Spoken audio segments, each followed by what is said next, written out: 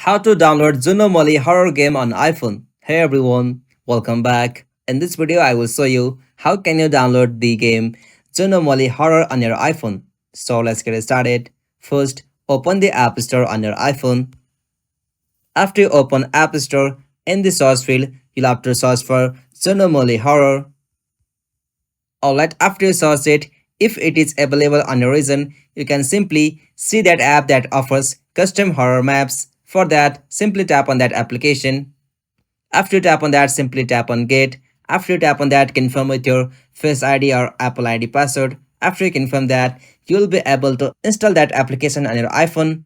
After you install, you can directly open that app on your iPhone. So this is the easiest and simplest method. Hope you found this video helpful to you, and please don't forget to give a like and subscribe to our YouTube channel for more quick and short tutorial like this. Thank you for watching this. Have a nice day.